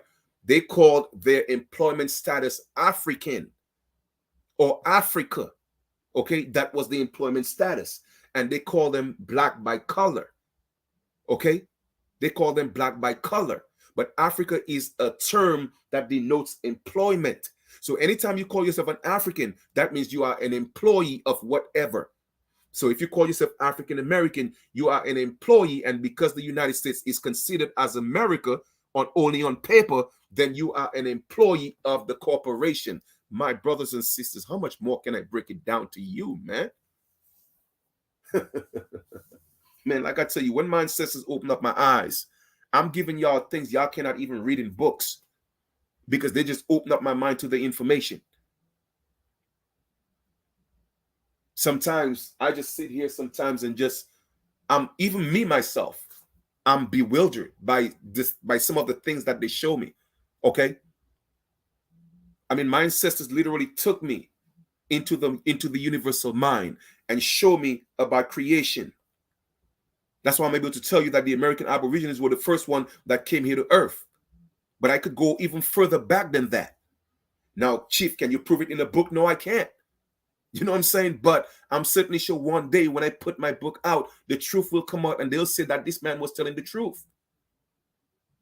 Because they show it to me. They show it to me in my head. I mean, like, where did it come from? They show these things to me. And they talk to me and explain it to me. That's why I'm able to articulate these things. But when they give it to me, I have to go and search for tangible information to back it up. Some of the things I find, some of it I can't find. Like I was breaking down to one of my brothers earlier when he was talking about, he called me. So he had a question. He was like, well, Chief, thank you for everything that you're doing. So what about the Anunnaki? Are we the Anunnaki? And I had to break that down to him. All Anunnaki means is the fallen ones. So it depends on the perspective that you're looking from Anunnaki. Now, if you're looking at it from a Sumerian perspective, they're not talking about the other Anunnaki. Okay? Because from the Sumerian perspective, when they're talking about Anunnaki, they're talking about mostly Enki and Enlil. Now, Enki is supposedly the good seed, and Enlil is supposedly the bad seed. You feel me? But that's from a Sumerian perspective. It doesn't mean that the story is fake, false, or not true, or it's true. No, it is all myth to describe the journey from the mental realm to the physical realm of man. So the Anunnaki story, like take for instance, Anu, A-N-U, is the first god that's recorded in history, supposedly, right? But it doesn't mean Anu was the first god. That was just the Sumerian story. You feel me? That had nothing to do with the Americas. So when we are speaking to put the Anunnaki in context, the Anunnaki is not our ancestors, Sumerian ancestors. No, that is their story. We have our own Anunnaki story. We have our own version. And our version, if we were to equate and use the Anunnaki analogy or the myth, then we would be from the seed of Enki and not Enlil. Because the Americas, when we first came here, okay, from the mental realm or what you may call heaven, we were the good seed. And we were here when everything was all good for millions of years. And then the seed of Enlil fell. Now, again, I'm saying if we were to go with the myth of using the Sumerian version of the story, but that's not our story. You did. That is not our story. Our story came before the good and the evil. You feel me? Our story came before the tree that was in the Garden of Eden of good and evil. That only happened during the Sumerian version, where you have Enki and Enlil, that duality or the consciousness or the awareness of duality. But in the Americas, when we first came, there was no evil. It was all good. So our story predates the Sumerian story. It's just that the Sumerian story is what was recorded. You see, people get that confused because they don't know. They haven't gone that far. But I have gone way beyond that.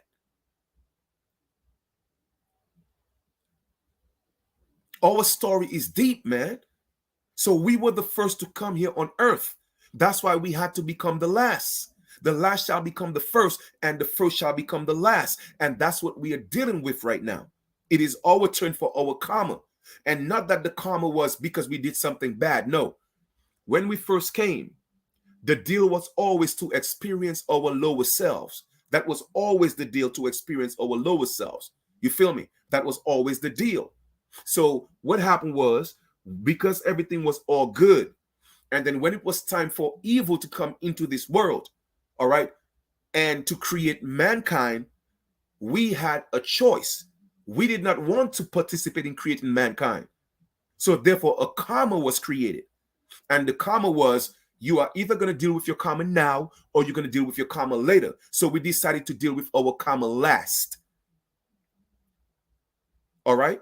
We decided to deal with our karma last. And those that agreed to make mankind, they deal with their karma first. That's why they were enslaved first. That's why their lower selves enslaved the higher self first. Oh, the rabbit hole is deep, lineage. It's deep. But trust me, I've gone to the bottom of the rabbit hole. And I've seen the rabbit. The rabbit is real. It's real. It's furry too. It got some big ass eyes. Okay? But rabbit meat is rabbit meat is sweet. It's a good thing I don't eat meat, because I'm telling you, I ought to eat me some rabbit, because it's really fat. Okay, but the point I'm making is this. All right, that's what it was. So because we choose to take our karma last, that's why 1492 was a portal to come into the first world. That was good all the time. That's why when they came, they saw a people in God. We were still in our soul, in our righteous soul, so to speak. But we had to be corrupted by the Lord God, or Enlil of the Bible, which is the same thing as Yahweh Jehovah, the same thing as Yaltaboath, that evil energy, Satan. You feel me? So we were introduced to Satan, the God in the Bible, in 1492. Of course, it wasn't 1492 because of the Gregorian calendar. So they switched things around. Now, if you know about the Gregorian calendar, there are only 28 days. So when you do the math, it rounds up where we lost literally 28,000 years. You may say spiritually, I'm going to say solely. Soul, 28,000 soul years, because we are not spiritual beings. We are soul beings. Spiritual or spirit deals with a shadow. Spirit, it deals with a ghost, and all the ghosts came from the moon. That's why when you see horror movies, vampire movies, it always deal with the moon, because why? They are lunar beings. They are shadow beings. They are ghosts. So what they did was, they took in their Bible, they made their God, which is a lunar God, they made him the God of light, and they made ours, our mother, the ghost, which is the Holy Ghost. You feel me? But she's not a ghost. She did not come from the moon. She is the soul. That's why the sun is feminine and the moon is masculine, as in El Mano. Man, I'm telling you, I could spit this like I'm spitting, rhymes in the booth because I know this. So that's why we, the American Aborigines, are dealing with what we are dealing right now. Okay, our blueprints, our DNA, our blood, they know who we are. They know who we are. That's why the so-called police could go on the street and kill a so-called African American, but that person will never be from Africa because they know who we are.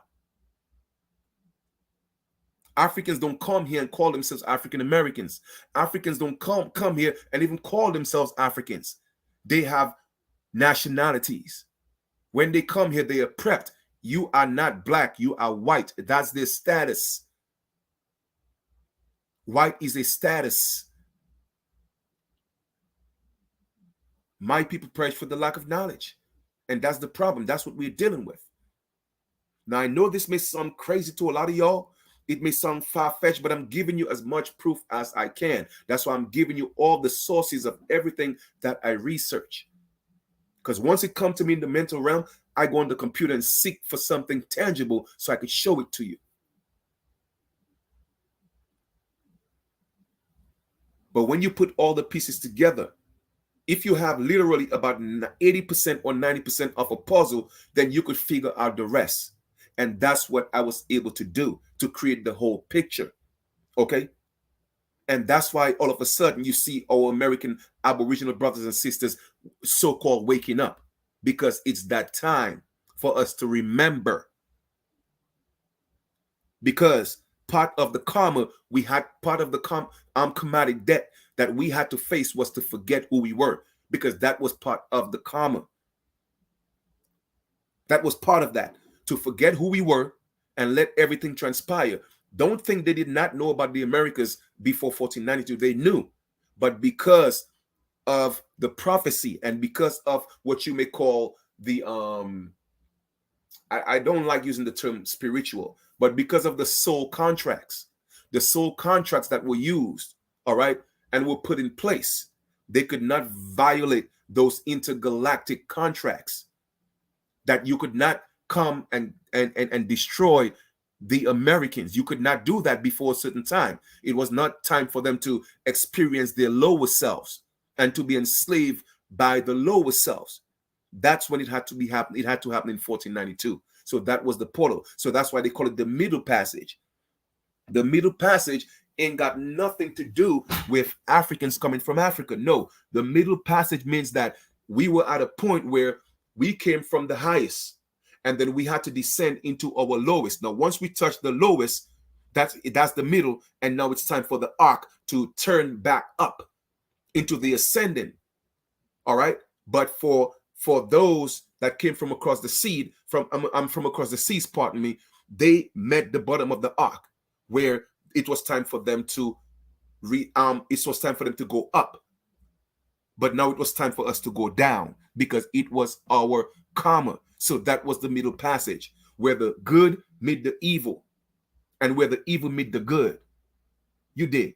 This had nothing to do with Africa, my brothers and sisters. Nothing whatsoever. Okay?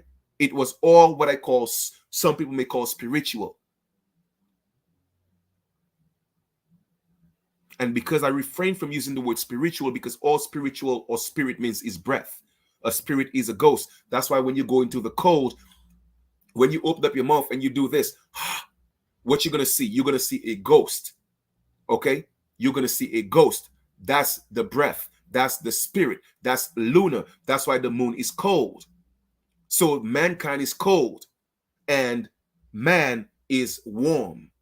That's why they were able to do cold-blooded things. Why you think they were the ones who were able to do the best horror movies? Because they are cold by nature. That is their nature. They are lunar beings. They came from a ghost, the moon. All right? And where does the moon get its light? From the sun. So therefore, the moon is it has a vampirish energy, where it has to usurp light from the sun in order for it to light up. So all its children is the same thing. You feel me? They have to be around the original people so that they could survive. In as much as they try to show you they hate you, they discriminate against you, they cannot do without you, because if you are not around, they will die. Because if we are not around, the sun will no longer be. So therefore, if there's no light from the sun, the moon cannot survive. So we are the key to everything. Okay? And the earth did not, or the universe did not come through what you call a Big Bang theory, meaning that it was an explosion. That's not true. It was only an explosion for them because they came from the outside or within the outside. But it was an implosion for us. So the Big Bang theory, yes, it was a Big Bang theory, but it was an implosion. In other words, we imploded from the inside and we expressed ourselves on the outside, and on the outside of us, everything else became. You feel me? Man, I'm telling you, it's deep, but I could break it down. I could explain it. So it was an implosion because everything is within the all. So it imploded within. And within the all, there's also the external aspect of things. And that's where creation came in. We were not created. We manifested ourselves here. All right? And we are co-creators. Mankind was the one that was created. So when you read about Genesis, it ain't got nothing to do, once again, when it gets into the generation, it ain't got nothing to do with us. Nothing whatsoever. It deals with the creation of mankind. That's what it deals with. That is their genealogy. From the moment you read Genesis chapter 1, it talk about the original man, boom. Then another God took over, which was a lunar god, to create mankind. But he couldn't do it without the original man. You feel me? And even when it was all said and done, it was actually the original woman that was able to give his mankind life because he couldn't move. Because remember, the moon doesn't have the full light. It only takes certain amount of light from the sun. So therefore, all the creations from the moon, they are lacking the full source of the soul energy like we are. All right. So anyway, that's not something I plan on getting into, but I just want to kind of give you guys a little bit of which I always talk about anyway. But I hope you found some value in this video. And don't worry, all of this will come to light soon enough, because every tongue must confess. Everybody's gonna speak the truth eventually. Everything that's done in the dark will come to light because we are in the solar age. All right. Let me give you guys if I could find this. Hopefully something that man says to show me. Let me see if I can find it to you. If I could, I'm finding it for you, not to you, but for you. Let me see. Mm, mm, mm, mm, mm, mm, mm.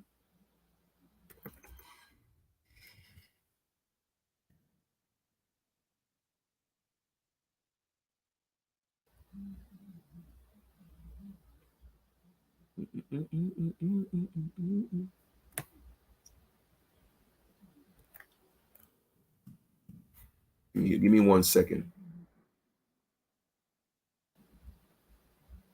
So just so you know, right? The sun is the sun is four, I mean four trillion 500 billion years old.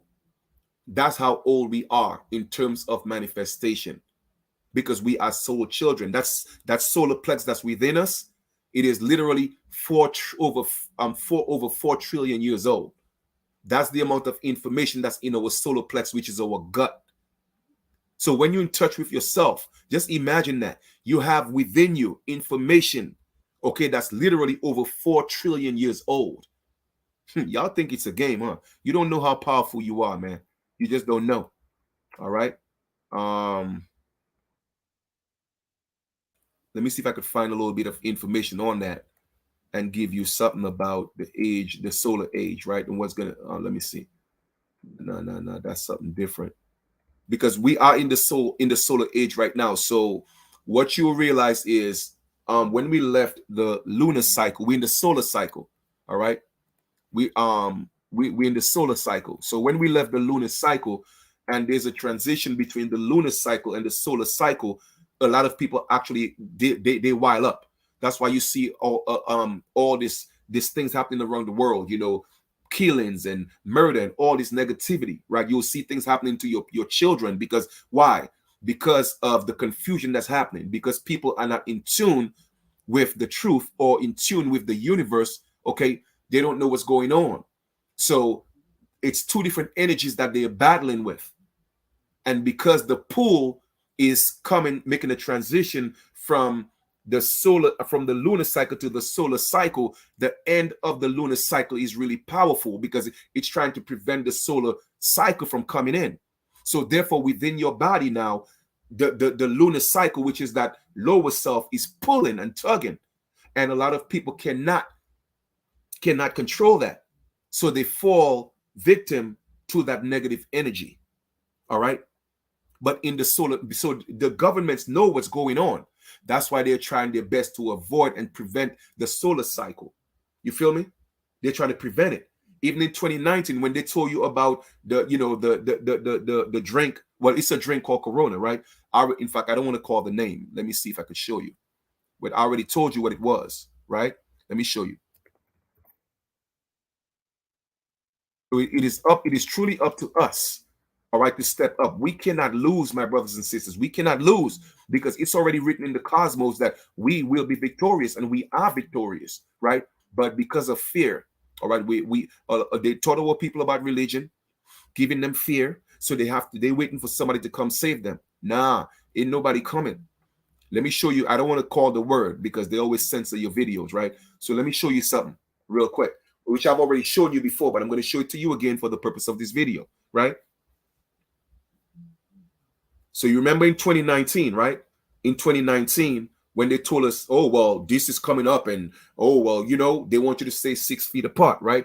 When you deal with 6 feet apart, when someone dies, you bury them 6 feet. So literally, they were showing you that it was the walking dead.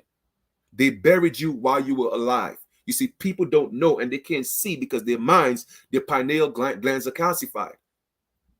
Their first eye is literally calcified. So they are seeing things strictly from a physical perspective and not from the soul mental realm. You dig?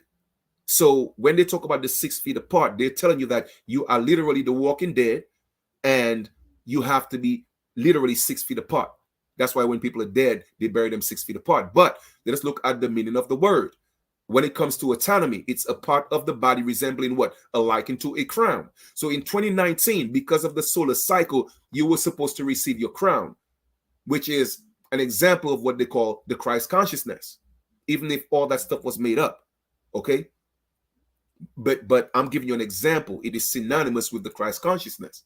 Okay? So 2019, the sun was supposed to give out information, rays, okay, rays that would literally give you your crown or activate your crown because you already got your crown. That's why you have 7 chakras in your physical body. You have your lower chakra, your navel chakra, your solar plex chakra, and in the 9 ether beings, which is the people of Hue, Hue, okay, our solar plex vibrate at 528 kilohertz. All right. The recessive rates, the race, they don't vibrate at that high kilohertz because why? They are getting their light from they are lunar beings. All right. So that's what was supposed to happen, not just for the people of Hue, but for everybody, because everybody was supposed to step up in their crown. So like I said, you have your crown, you have your root chakra, you have your navel chakra, your solar plex chakra, and your heart chakra. The heart chakra color is green. That was to let you know that you are supposed to eat green vegetables. All right. We go back to greens and fruits. That's it. No meat. We're not supposed to be eating that. Grains and certain grains and rice and none of that. We're not supposed to be eating none of those things. Okay. We're supposed to be eating fruits, mostly fruits. All right. And some greens. But if you're able to juice it, that's better because the chlorophyll is like the blood. Okay. So when it comes to astronomy, it's a rare-filled gaseous envelope of the sun and the stars. The sun's corona is normally visible only during a total eclipse when it is seen as an irregular shape, purely glowing surrounding the darkened disk of the moon. That's why when you look at a picture of the so-called Jesus or Yeshua, you will see the corona, okay? Because it's the crown. This is what it is, okay? This is what it is. You feel me? But when you look about what they say, they're showing you all the way to the right. Okay, I studied to my right. Okay, you will see that's when they told you, well, that's what it means. as a V or a us, V us, right? I'm speaking in codes, is what you will see all the way onto the right. But those little red I forgot what it's called, spikes. Those little red spikes are actually represents the sun, because the original sun is not that bright in terms of looking like it's white. Okay, it is a color. It has different colors, even to where they have a purple sun. All right, a lot of people don't notice things. Okay, so with that being said, that's what it is. So that's what was supposed to happen in 2019, but they turned you against it mentally so they could continue to enslave you. All right, and that's what happened. All right, let me see what else I could find here.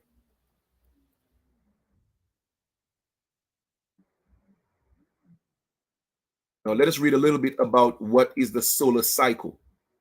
All right, let us read a little bit about that.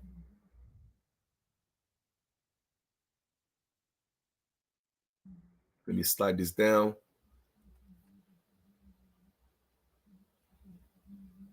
Let me show you a little bit about the lunar cycle. What is the solar cycle? All right. A short answer. The solar cycle is a cycle that the sun magnetic field goes through approximately every 11 years. Now, that is just a solar cycle on a small perspective, right? But a solar cycle lasts for ages, right? So with that being said, we left the lunar cycle. Like, take for instance, I would say in the 1950s to the 1960s, we were dealing with a lunar cycle. Then in 1969, we stepped into a solar cycle. That's why you see our people woke up again. That's why we had soul came in the 70s, right? Then 11 years later, which was 1981, what happened? Around the 80s, they gave us disco to disconnect us from our soul. So that was another lunar cycle. Crack cocaine came in. You see, people don't comprehend those things. You feel me? So now we are back in the solar cycle. So 2019 is all part of that, right? So we're going all the way to 20. We're going all the way to 2030, 2031, 2034 into the solar cycle, where the people, the nine ether beings, which is us, we are going to be on the rise. Okay, but the lower self is going to continue to fight. Now remember, the lower self is just an extension of you. You feel me? It's just an extension of you. Now, even with that being said, the recessive race or the pale people, it is time for them to rise as well into their higher self. Okay? So now you will have pale people speaking the truth, supporting us. And then you will have a lot of them that are not supporting because they're still in the lower chakras. Also, you'll still have nine ether beings of the original evil race that came to Earth, okay, will still be fighting us. So therefore, you will see people that look like us fighting us, and you start asking yourself, why? Why you look like me? People who look like us, we shouldn't be fighting and killing each other. They look like us, but they're not us. Okay? So in the age that we are in right now, which is the Aquarius age, it ain't got nothing to do with color of skin. It is all about the mind. It is all about the mind. And even pale people could step into the solar cycle and become solar beings, because it has nothing no longer to do with the flesh. That's why everything is becoming digital. You're going away from a physical aspect of living, okay, to a digital aspect of living where everything is in the air. Okay? Pretty soon we'll be able to levitate. I told you years ago, like 15 years ago, I was practicing that, and I was already doing it, where my feet was actually leaving the ground, but it was taking too much energy out of me, and I would get tired for days, so I left it alone. I'm giving y'all real stories here now. All right. Now it says, our sun is a huge ball of electrically charged hot gas. This charged gas moves, generating a powerful magnetic field. The sun magnetic field goes through a cycle called the solar cycle. Every 11 years or so, the sun's magnetic field completely flips. This means that the sun north and the south pole switches places. All right. Then it takes about 11 years for the sun in the north south to flip back again. All right. The solar cycle affects activity on the surface of the sun, which as sunspots which are caused by sun's magnetic field. As the magnetic field changes, so does the amount of activity on the sun's surface. So just giving you a quick synopsis of what the solar cycle is. So we were in the beginning of that solar cycle in 2019. All right. Just wanted to kind of point that out for y'all. Now let me see if I could find something else. Give me 1 second. Let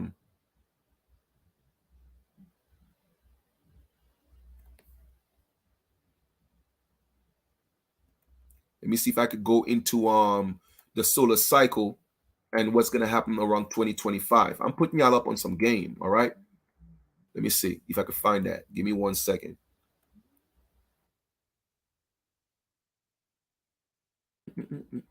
So it's called solar cycle. It's called solar cycle 25. All right. Let me see. Boom, boom, boom. 2025 expected and that. All right. It's a cycle that the forecast and the activities that usually steady increase in the solar cycle.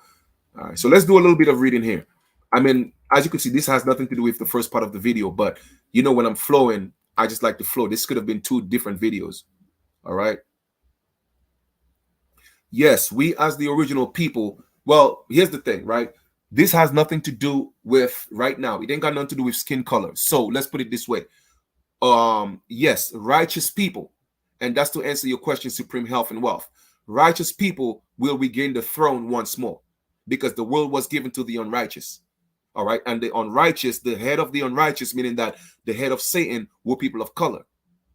All right, and their spawn were the children, but in their children, some of the light was the good light was still in them. That's why you still had what you call good East Indians. You still had good Asians and good Caucasians or pale people. All right, because they still have the spark of that sun or solar being in them, which is the good righteous side. You feel me? So to answer your question, when we speak of aborigines, not every aborigine, okay, because you have aborigines who are of the seed of Satan. All right, so we have to be very mindful. That's why I tell people every skin folk ain't kinfolk. And because we are stepping into the age of where everything that's done in the dark will be brought to light, meaning that the solar cycle, people will not be able to hide who they are. They will be forced to show their true colors. They will be forced to show their true colors. So it's not going to take a lot for you to see people back in the lunar cycle when things were secret, where things were done in the dark. Okay, people were able to hide things. But because we're in the solar cycle, they're going to be forced to speak the truth, show their true colors, or else they're going to burn on the inside. All right. So let us go now. Let us read a little bit on that. On the solar cycle 25. And this is from the National Weather Service. Hello solar cycle 25. Analysis determines we are in solar cycle 25. All right, September 15th, 2019, the solar minimum between solar cycle 24 and 25, the period when the sun is least active, happened in December 2019. Like I said, I'm showing y'all this. Tell me what happened in 2019, right? We were on the cusp of the lunar cycle into the solar cycle. So now we talk about, I just showed you what it was, and they told you it was going to affect you. You got to wear a mask. My brothers and sisters, let me tell you, man, my people perish for the lack of knowledge, right? But I'm giving you the information. When the 13-month smoothed sunspot number fell to 1.8 according to the solar cycle 25 prediction panel, so-called pardon me, co-chaired by NOAA and NASA. We are now in solar cycle 25 with the peak sunspot activity expected in 2025. The panel said, right? So a lot of things are going to happen before we reach 2025. Okay, like I told y'all before, you're going to see some things where chaos, right? Because people are going to do the transition.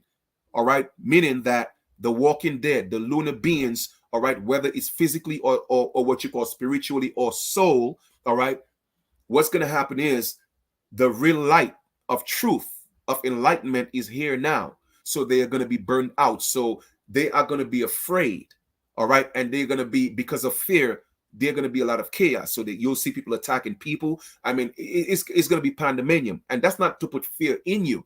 I'm just letting you know what's going to happen because of that. All right. And that's how our ancestors were able to tell future events of what's happening, because they comprehend and understood the things of the cosmos, the language of the cosmos, because the first Bible was the cosmos. Okay, the first Bible was in the cosmos. The first man was actually printed in the cosmos, which was the perfect man that was created first before that man came to the Americas, straight from the cosmos. All right, let's read some more. Um, Solar cycle 24 was average in length at 11 years and had the fourth smallest intensity since regular record keeping began with solar cycle 1 in 1755. It was also the weakest cycle 100 in 100 years. Solar maximum occurred in April 2014 when the sunspots peaking at 114 for the solar cycle, well below average, which is 179. Solar cycle 24 progression was unusual. No sun's northern hemisphere led the sunspot cycle, peaking over 2 years ahead of southern hemisphere sunspot peak. This resulted in solar maximum having fewer sunspots than if two hemispheres were in phase. Solar cycle, greetings, Patty. Solar cycle 25, for the past 8 months, activity on the sun has already increased, indicating we are transitioned to solar cycle 25, right? The same strength as solar 24. Solar maximum is expected in July 2025 with a peak of 115 sunspots. All right, how quickly solar cycle rises is an indicator on how strong the solar cycle will be, said Doug Bain Seeker, whatever, the PhD panel co-chair and solar physicist of NOAA Space Weather Predictions, whatever. The panel has highly confidence that solar cycle 25 will break the trend of weakening solar activity seen over the past 4 cycles. We predict that the decline in solar blah, blah, blah, blah, blah, blah, blah, blah. So I'm just giving you, again, proof from NASA what happened in 2019. Okay, let me see if I could find something else for y'all. Give me 1 second.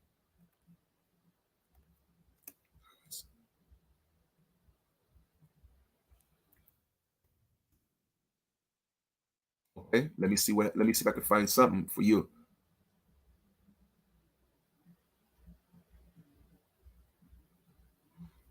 All right, let us go into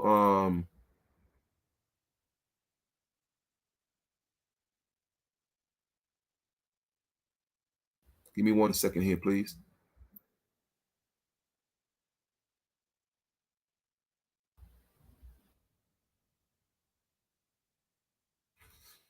All right, cool. Here we are. This is the National Library of Medicine. Okay.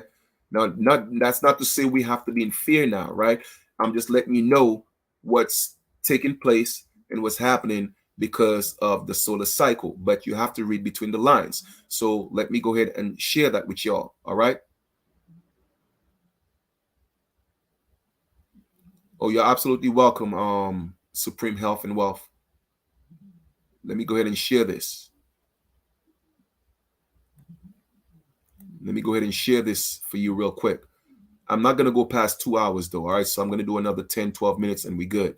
I think I've given you enough information. I didn't plan on going that long, but you know how I do, right? So here we are. So this is from National Library of Medicine, right? Like I said, we got to read between the lines, right? Solar cycles and their relationship to human diseases and adaptability. Abstract. In this paper, we show that 11 solar cycles peaks predispose humans to disease, but also endow creativity and adaptability. We give several examples of diseases that are modulated by light and present evidence for an effect of intensity and variation in sunlight, primarily ultraviolet radiation, UVR, on the human genome. Now, let us put that into perspective. Remember, we are not humans. We are not human. Human is a human, meaning that a mankind. So what they're talking about is predominantly going to affect mankind, not us.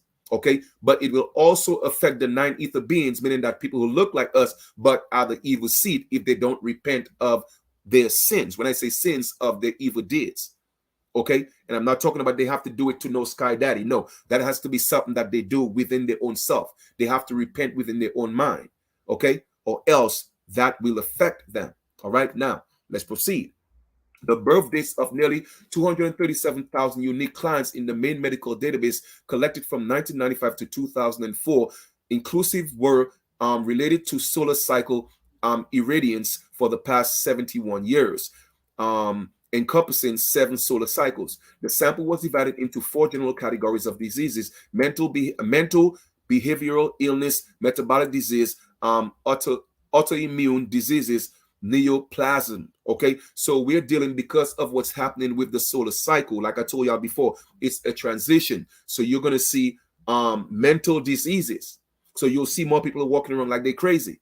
Okay, behavioral illnesses. Okay, metabolic diseases, all those type of different disease. Now, what's a disease? A disease is just literally a disease is just a disease in the body. Okay, that's all it is. Now, once you are eating properly, if you are on an alkaline diet, these diseases will not affect you. All right, it will not affect you. So that's why I encourage my people, or everybody in general, to stop eating the meat, stop eating the high fructose corn syrup foods, strictly fruits and vegetables. And even with the vegetables, you want to start juicing them. I know it's going to be tough, but I'm telling you how you are going to able to sustain, because the deeper we get into this cycle within the next 11 years, my brothers and sisters, you're going to see some things that you only thought only exist in movies. And once again, this is not to scare you. This is just to let you know how you have to start changing so you could become alkaline. All right, you want to have an alkaline body, because all these diseases are acidic. Okay, the birth months for those clients born in any given year arranged in the form of winter-summer ratio in order to more clearly appreciate the seasonal inherent in each disease category. Oh, you said you can't hear me. Okay, I don't know what's going on. You can't hear me. Let me see if it's your device, Patty, or is it mine? Category. Oh, you said you can't hear me. Nah, Patty, I could, everything is good. It's your device. It's your device. It's not mine. Because I'm checking it on another phone and the audio is on. If everybody else could hear me, do me a favor, type some 9s, please. 9 stands for 9 ether beings. Type some 9s, please, if you could hear me. All right, cool. I appreciate that, Macon. So yeah, Patty, thank you, OG. Patty, it's your device, so check on that, all right? So let us go back to reading a little bit. I just want people to be prepared, man, that's all. So like I said, this has nothing to do with fear. It's not injecting fear, all right? It's just letting you know what's happening, all right? And it has to happen, okay? So let us proceed. The birth months for clients born in any given year were arranged in the form of winter-summer ratio in order to more clearly appreciate the seasonality inherent in each disease category. Solar cycle were separated into chaotic. Remember I told you about chaos? There's going to be some chaos, right? Chaotic, approximately 3 times as irradiant, or non-chaotic, right? According to the Gutenberg Rider power law and the uncertainty inherent in predicting solar storms. The results show the radiation peaks in solar cycles, and particularly in chaotic cycles, solar cycles, are associated with the higher incidence of mental disorders. So like I said, because of what's happening right now, a lot of people were vibrating in the lower frequencies, and because of the sudden change, well, it's not sudden. It's only sudden because you were not aware of it. All right, so you did not give your time, yourself time mentally to adjust from going from the lunar cycle to the solar cycle. So people are suffering a lot of mental disease, mental disorders. You feel me? And that's what's taking place. All right. Now, I'm suggesting that the sensitivity of the ectodermal embryonic tissue to UVR. Autoimmune diseases have intermediate sensitivity, while the neoplasms in the study, primarily of endoderm, appear suppressed by peak UVR intensity. The ratio of the number of clients born, blah, blah, blah, blah, blah, blah, blah, blah. Roughly, basically, what we're reading is we're reading the effects of the solar cycle and what's happening. So the best way to prepare yourself for that, apart from mentally, is by the foods that we eat. You have to become alkaline. Or well, you don't have to do anything. I'm suggesting that. All right. I'm suggesting that you become alkaline. We got to give up the meat. That's why I told y'all, oh, look, I'm getting ready to try to share something with y'all. They tell me I can't share it. Anyway, that's why, like I told you, my ancestors told me I got to stop eating fish. Now, fish is not considered meat, but that's what they told me. So guess what? I stopped eating fish. Okay.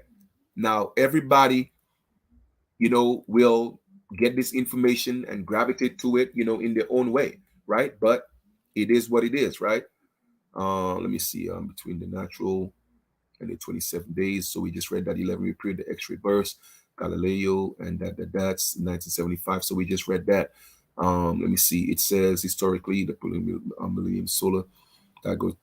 It says in recent years these changes were characterized by great AD, and we're talking about. I could go back all the way into the 1300s and show you events that happened during the solar cycle and things that are happening. All right, so it's everybody, like I told y'all before. All right, if you're vibrating on a low frequency, then that will affect you very, very, very, very deeply. Okay, so I could take you all the way back to the Vienna American Revolution, the Emperor Napoleon, all those things that were happening between the transition of the lunar cycle to the solar cycle.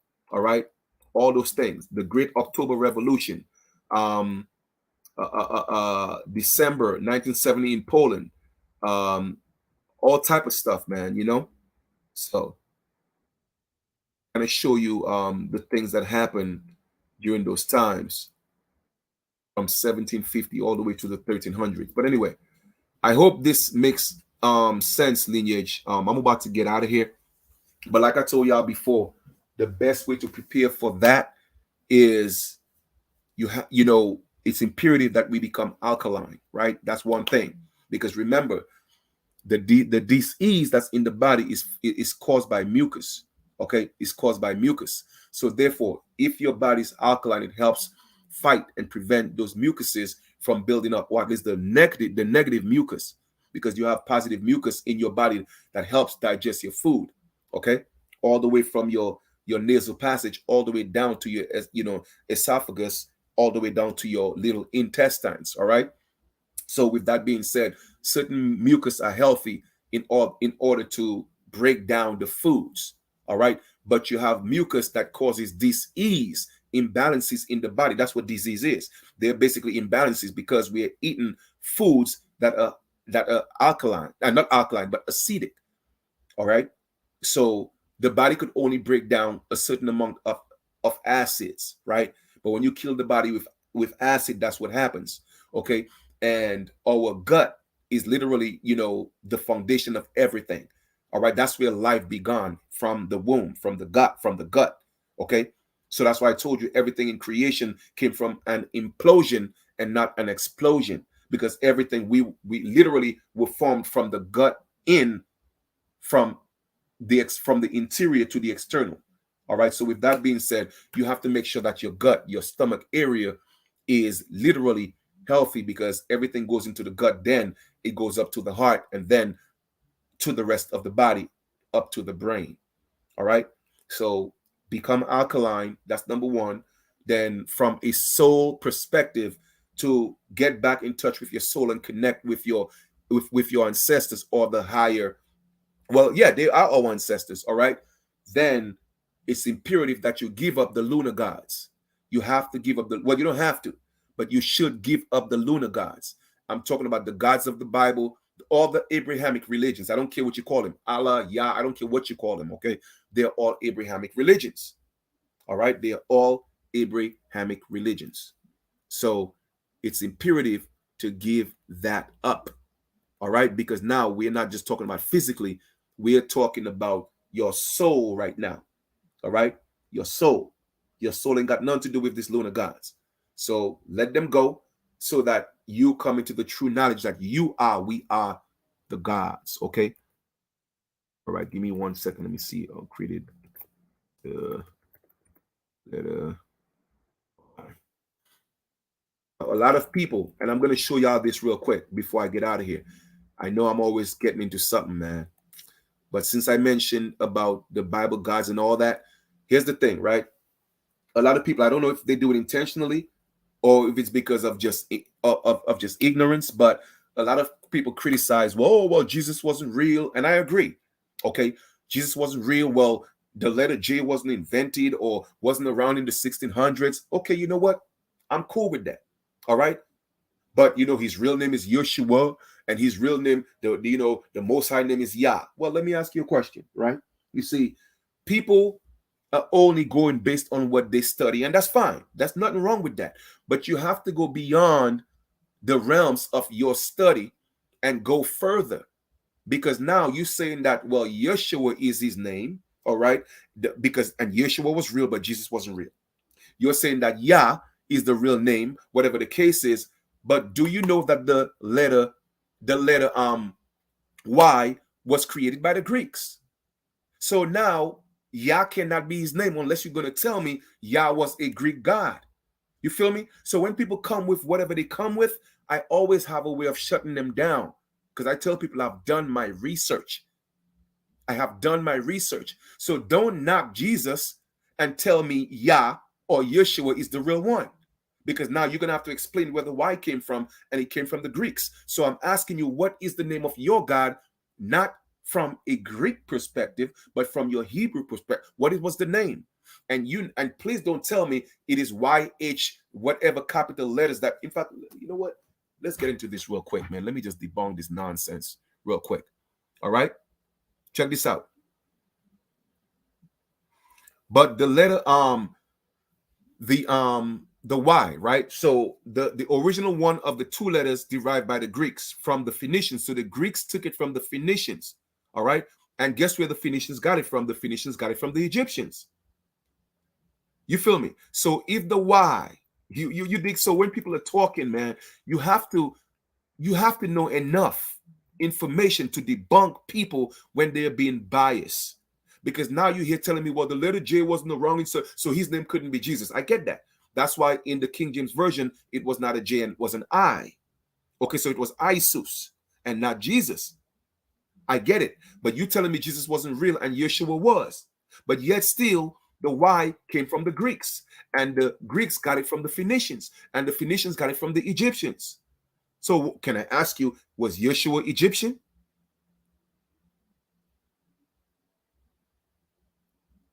Y'all people got to stop playing the games with people, man. All these things were made up. All of them. I don't care what you call Jesus. I don't care what name you call him. Whether Yeshua, Persia, I don't care what you call him. It was all made up. This is all symbolic for your lower self and your higher self. That's all it is. That's all it is. So when you hear stuff like, or you see stuff like this, okay, even with the letter H. The letter H came from the Phoenicians. All right. So let us go with what is it? What is the name of YHW? I think it's YHWH. I don't know if that's the meaning of that's what it was. Let me see if that's what it was. Talking about that's the original name. I think it's YHWH. But I just showed you where the letter the Y came from. It came from the Greeks, and the Greek got it from the Phoenicians, and the Phoenicians got it from the Egyptians. But the Canaanites learned from the Phoenicians, and then the Phoenicians and the Canaanites God was El, and then the Israel God, and that's like in Israel. You feel me, man? Listen, man, I'm done, man. I'm done. because I don't want people to think I'm picking on them. I'm not picking on y'all, man.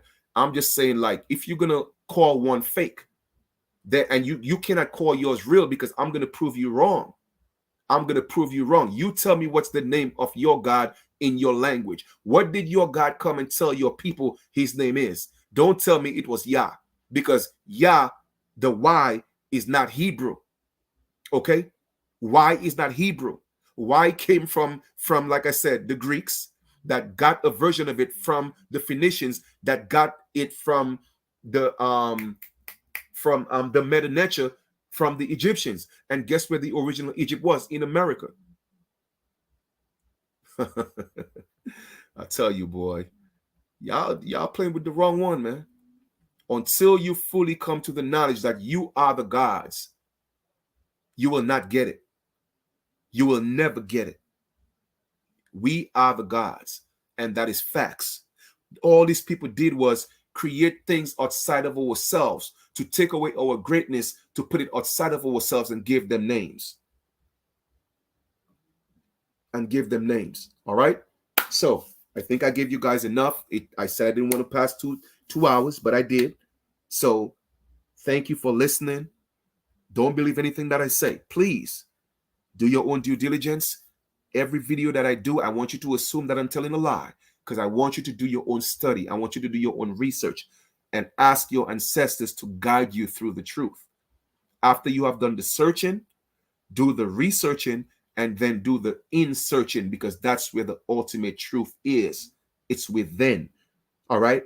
And it's only when you come in touch with your true soul is when you'll find God. Okay? And I promise y'all, all right, as long as this physical body is here, one of these days, I'm going to break down, okay, I'm going to break down God from a metaphysical perspective, show you what it is, who it is in terms of the mind, show you what Jesus is, the Son is, and I'm going to break down the Garden of Eden. So I'm going to take it from God to the Garden of Eden. I'm going to break down Adam. I'm going to break down Eve. I'm going to break down Cain. I'm going to break down Abel. Then I'm going to go to all of that. Then go to Noah. Show you what even if I've already given you clues, but I already break all that down metaphysically. I'm going to break all that down, right? Then we're going to go from Noah, we're going to go, who was the next big figure? We're going to go to Moses. We're going to go to Abraham, all right? Then we're going to go to Jacob. Then we're going to go to Egypt. I'm going to break all that down for y'all. All right. So you could see literally this is about everything that's within you. Years ago I'd already broke down the disciples, but I'm going to break down the disciples again, show you that the disciples is nothing but the 12 faculties in your mind, and they gave them names. And I'm going to show you what each of them represent in you, the 12 faculties in your mind. So now once you're able to do that, then you comprehend that you are God. You feel me? And everything is actually within you. All they did was they externalized it. They gave it personages, and they told you it has nothing to do with you. It's all outside of you, but yet still in the Bible, it says the kingdom of heaven is within. So if heaven is within you, where is God? But you think you are the flesh. That's why you don't think you're the God. So my ancestors, permit, I will do a video. It will be a long video, but that's fine.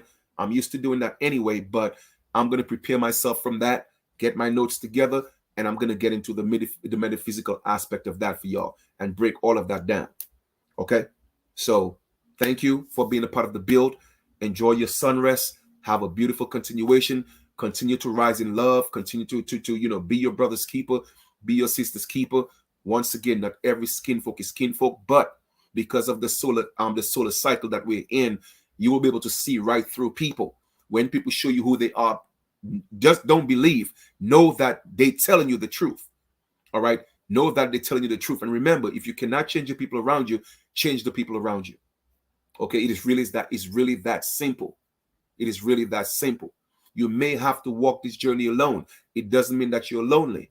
All right? But sometimes you have to be isolated, because you will feel isolated because the people around you will not see it. It's not their time. It is not their time.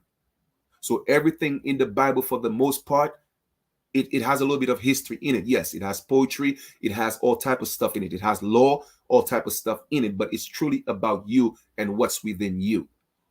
Your body is amazing, you just don't know that. You are amazing, you just don't know that.